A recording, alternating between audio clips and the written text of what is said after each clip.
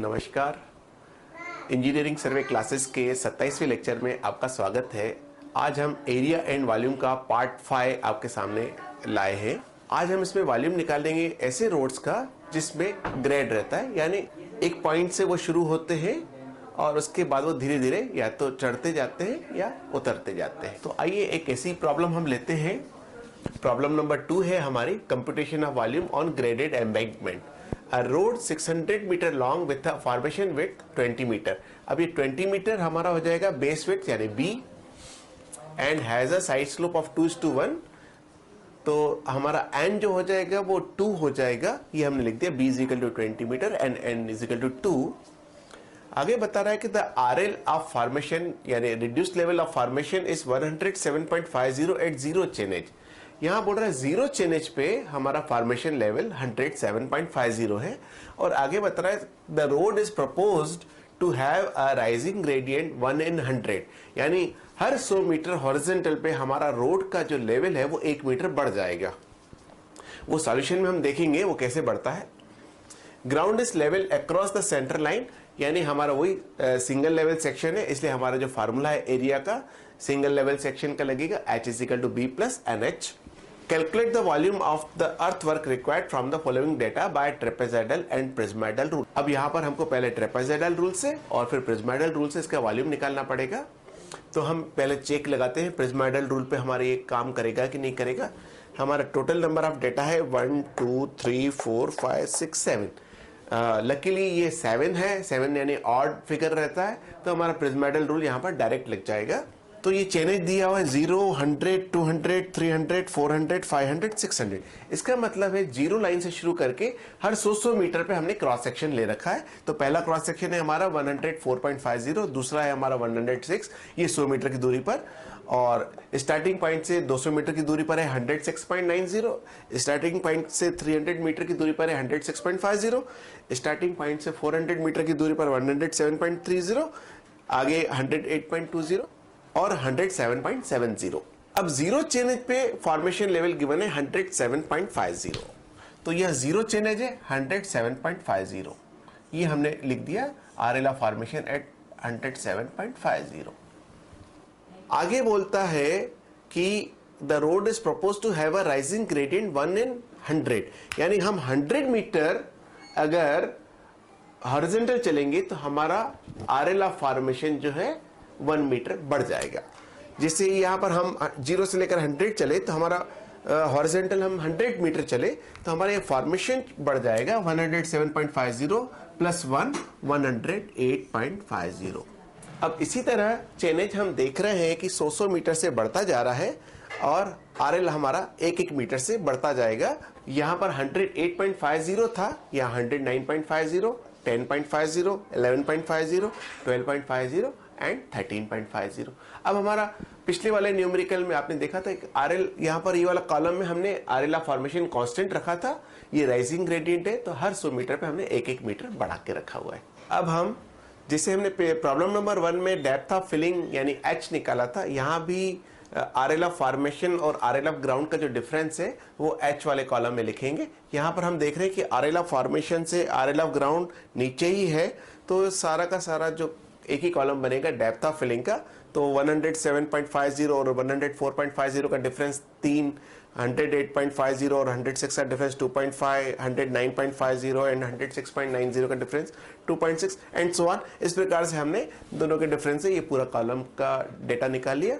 अब यहाँ पर एरिया, क्योंकि सिंगल लेवल सेक्शन है तो H = B + NH, और B की वैल्यू है 20, N की वैल्यू है 2। अब इस फार्मूले में हमने सिर्फ H की वैल्यू चेंज होगी, बाकी सारी वैल्यू सेम रहेंगी। यहाँ से हमने ये एरियाज की वैल्यू निकाली। जैसे हमने A1 निकाला, H की जगह पर 3 रखा यहाँ से लेके, और 20 + फिर 2, फिर H की जगह पर 3 रखा, ये हमारा टोटल आ गया 78। इसी तरह से देखेंगे तो आपने सारे एरियाज A1 से लेकर A7 तक हम कैलकुलेट कर देते। A1 78, A2 62.5 and A3 and so on, ये सारे हमारे एरियाज आ गए।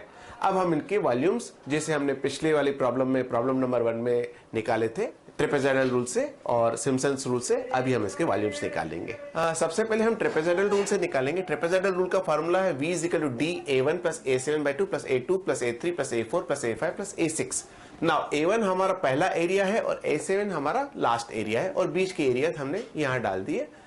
डी जो रहता है वो चैनेज का डिफरेंस है। आपने देखा था टेबल में 0, 100, 200, तो चैनेज का डिफरेंस 100 माइनस 0, 200 माइनस 100, 300 माइनस 200, तो वो हमारा आ गया 100 मीटर।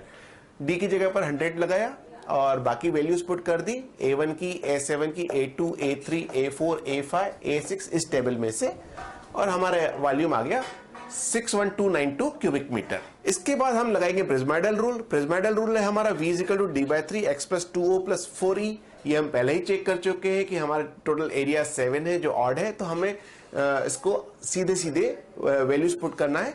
तो x की वैल्यू रहती है first and last area. First area is A1, last area is A7। इन दोनों का सम आ गया हमारा 261.28। O होते हैं ऑड नंबर ऑफ एरियाज, यानी x के छोड़ के A1 और A7 को छोड़ के बाकी जो ऑड है A3 और A5 बचते हैं, उसकी वैल्यू हमने रख दी 65.52 प्लस 119.28। इसका सम आ गया हमारा 184.80। और E रहता है इवन नंबर।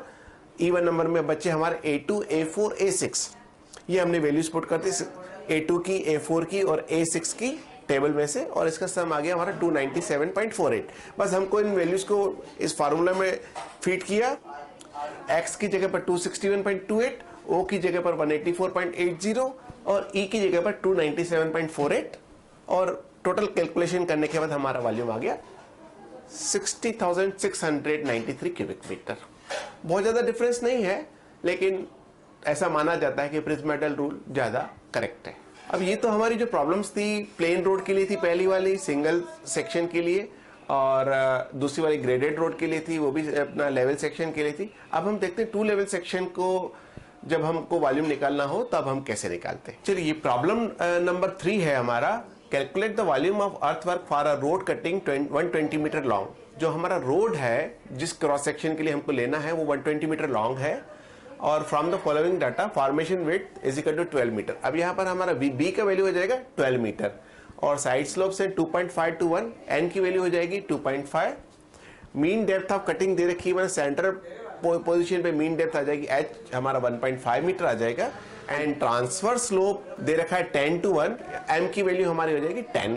अब इसका हम सॉल्यूशन करते हैं। पहले हम इसका फिगर बनाएंगे और फिगर बना के इसको सॉल्यूशन करेंगे। अब दिए हुए डेटा से हम एक फिगर बनाएंगे जिसमें हमको डेटा गिवन है b is equal to 12, l is equal to 120 metre length of the road, side slope n is equal to 2.5 to 1, transfer slope m is to 1 is equal to 10 to 1, that is equal to 10, और mean height h is equal to 1.5 metre से हम एक बनाते हैं।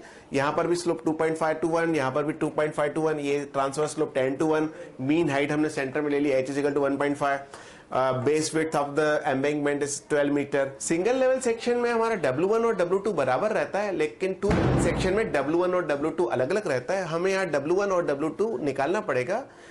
जिस तरफ height ज्यादा है वहां पर उसका नाम हमने W1 दे रखा है, और जिस तरफ हाइट कम है वहां पर हमने नाम दे रखा है W2। तो W1 के लिए फार्मूला है हमारे पास mn upon m minus n into bracket h plus b by 2n। सारी वैल्यूज हमारे पास है। m की वैल्यू है 10, n की वैल्यू है 2.5, h की वैल्यू है 1.5, b की वैल्यू है 12, n की वैल्यू है 2.5। ये सारी वैल्यूज हमने इस फार्मूला में फीड किया, हमारा आंसर आ गया 13 मीटर। तो हमारा W1 हो गया 13 मीटर। ये W1 is equal to 13 metre. इसी तरह से W2 का फार्मूला है हमारे पास mn upon m plus n into bracket h plus b by 2n। सारी वैल्यूज हमारे पास है, सारी वैल्यूज फीड की, हमारे पास आंसर आ गया W2 का 7.8 मीटर। तो ये हमने लिख दिया W2 is equal to 7.8 metre. Now area का फार्मूला है हमारे पास 2 लेवल सेक्शन के लिए W1 W2 upon n minus b square by 4n। तो W1 और W2 की जो कैलकुलेटेड वैल्यू है 13 और 7.8 फीड किया, n b और n की वैल्यू डेटा शीट में से लेके फीड किया, तो हमारा एरिया आ गया 26.16 स्क्वायर मीटर। अब ये एरिया है और लेंथ ऑफ द रोड है 120 मीटर, दोनों को मल्टीप्लाई कर देंगे तो वॉल्यूम आ जाएगा। Volume is equal to area into length, that is equal to 26.16 into 120, that is equal to 3139.2 cubic metre. ये हमारा वॉल्यूम निकल आया। तो आज आप लोगों ने हमसे सीखा कि सिंगल लेवल सेक्शन में ग्रेडेड एम्बैंकमेंट और मल्टी लेवल सेक्शन में 2 लेवल सेक्शन में वॉल्यूम कैसे निकालते हैं। आशा है आपको ये वीडियो पसंद आया होगा। फिर भी अगर आपको किसी प्रकार की कोई शंका होती है तो आप मुझसे निसंकोच संपर्क कर सकते हैं। धन्यवाद।